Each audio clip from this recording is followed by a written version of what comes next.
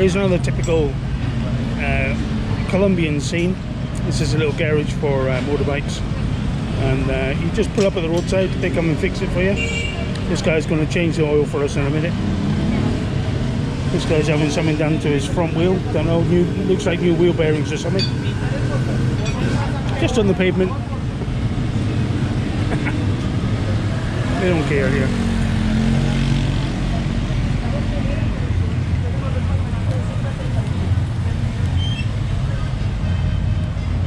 A tarmac at the end that he's just going to do now.